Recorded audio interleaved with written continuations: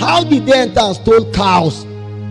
Because the watchmen have become dumb dogs. See, if we don't stay awake, the devil will come and plunder. And when the devil comes to plunder, he will have no restraint. While men slept, the enemy came and planted tears. The devil will always come when we are sleeping. You must keep the guard of your house again and again. Check your life. Things began to go bad the day you were weak spiritually. The first attack of the devil is your spiritual life. It doesn't matter how high you go, he doesn't respect it. I know a man that God blessed him so well. And by the time he became enlarged, he now said, my soul should find rest now. God is saying all these spiritual things, all these churches. So church look like where poor people go. I say the God that lifts you will bring you down. Because God knows how to fight people that he may lift. One calamity this, another calamity this, another calamity this. Now he's to nothing. Now he's begging God again. Father, one more chance like Samson. Just return this thing, let me go up again.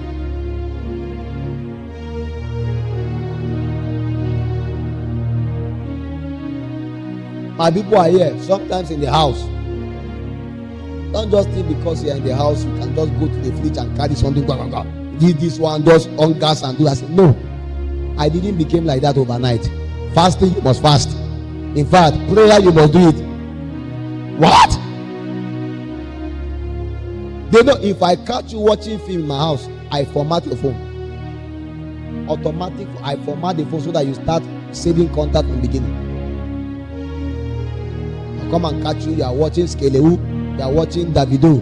You are watching the new song that Burna Boy released. You are the one now competing. Burna Boy don't even know what is preached on Sunday. You know the new song is releasing. In fact, there is a one coming. You are watching the trailer. You have enough time. I need to give you more work. When the Israelites were free, they told the taskmaster, these people are free. For them to even think that they want to leave this, they mean that they are free. Their brain is working. Add more work for them so that they will never think anything.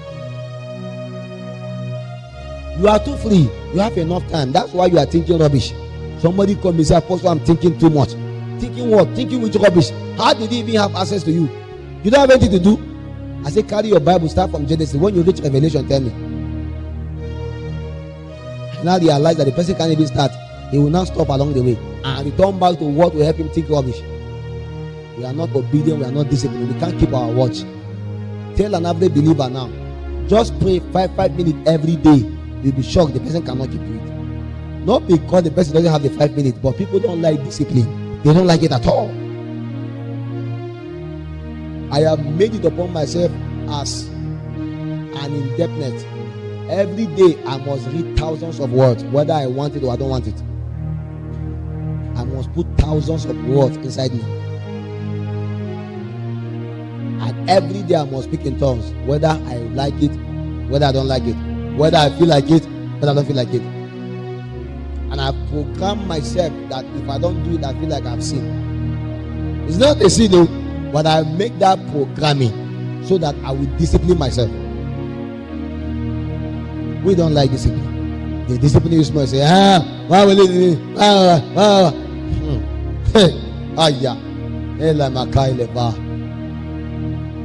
The devil likes loose people. Any place without law is lawless. And any place that is lawless, God is not there. Liberty does not mean lawless. God is the highest lawgiver. When you start working with God today, He will give you law. Today, He will instruct you what you ought to do, how you ought to do it. You must keep to it. If you see God commit Himself to anybody because the person kept the law, check. The reason why God is far from you is because you are breaking many things He told you to not to do. Seriously. You will make a commitment today and say, God, I want to walk with you.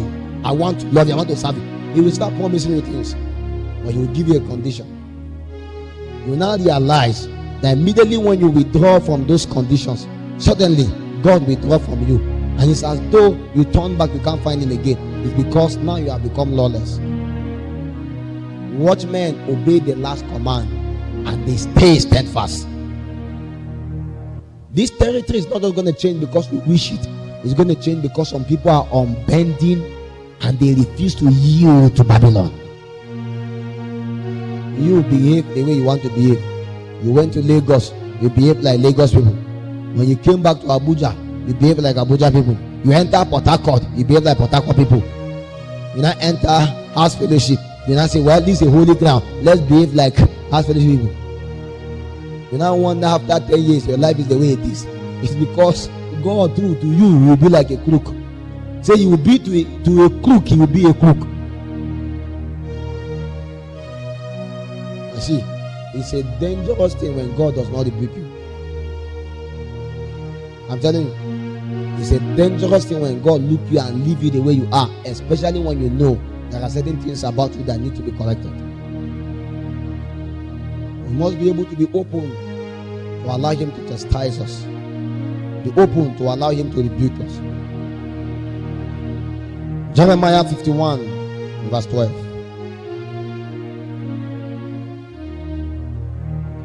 Jeremiah 51 verse 12. Set up the standard upon the walls of Babylon. Make the watch strong. Set up the watchmen. Prepare the ambush. For the Lord has both devised and done that which he spake against the inhabitants of Babylon. Set up a standard upon the walls of Babylon. Make the watch strong. Set up the watchmen. Prepare the ambush. And the Lord has both devised and done that which he has spoken against the inhabitants of Babylon. In the day the Lord wants to war, please war with him. I know we are for peace, but we don't want to war. In the days the Lord wants to war, it's not a day for everybody to run away. When God wants to war, he used lepers. All the army were afraid, he used lepers.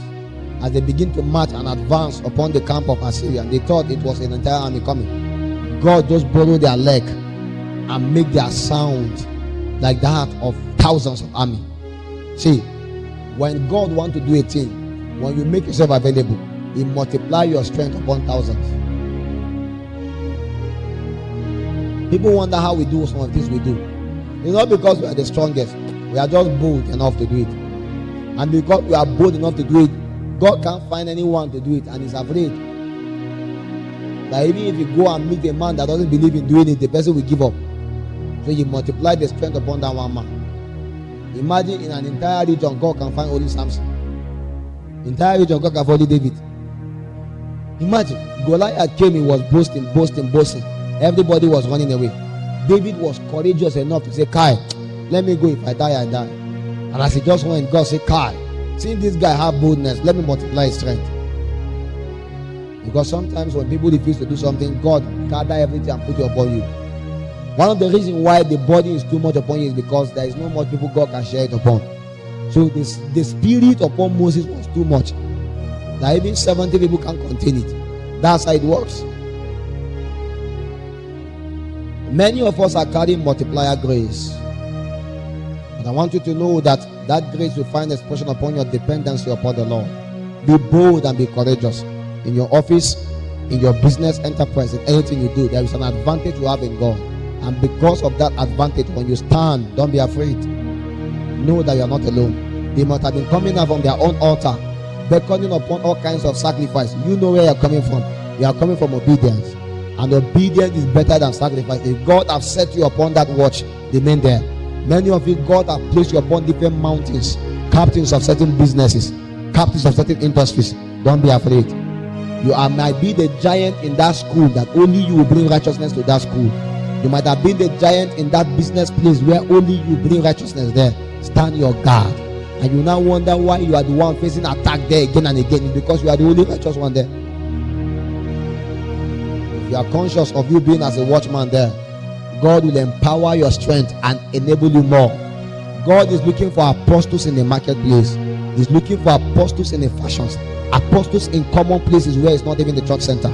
So they function there and they function in the church again. I want you not to be afraid. The last days are the days of the battles of warriors. And in these last days, only those that understand the marching order given unto them can be able to stand.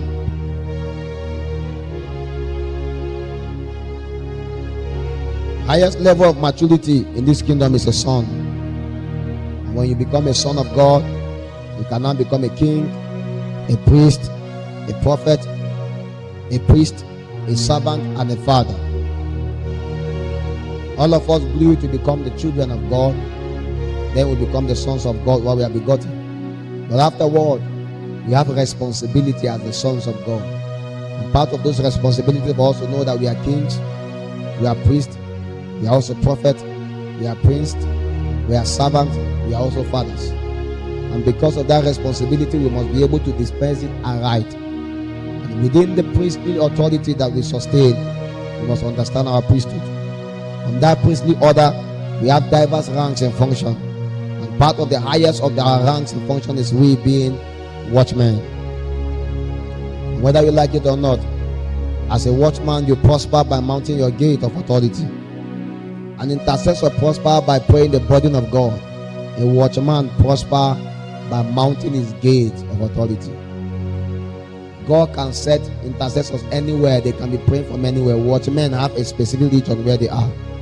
An intercessor may not have a region. A watchman has a defined region. And that is why when you begin to journey from an intercessor, you move and become a watchman. And as a watchman, you know your allocated place of authority. And you stand there.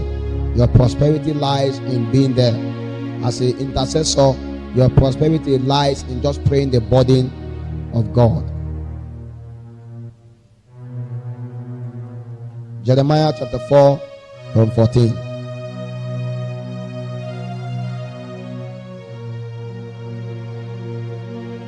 The Bible says, O Jerusalem, wash thine heart from wickedness, that thou mayest be saved. How long shall thy vain thought lodge with thee? For a voice declare from Dan, and publish affliction from the mount Ephraim. Make you mention to the nations, behold, publish against Jerusalem, that watchmen came from a very far country, and give out their voices against the cities of Judah. As keepers of a field are they against her round about, because she hath been rebellious against me, says the Lord. Publish it in Jerusalem, my friends, that somehow watchers came from a very, very far country, and now they have lifted up their voice against Judah. And Judah is about to become a captive again. Who will deliver us in the days of bondage? This was a strange situation. Suddenly, demonic watchers came from a very far region, and they came to the territory of Judah and Jerusalem.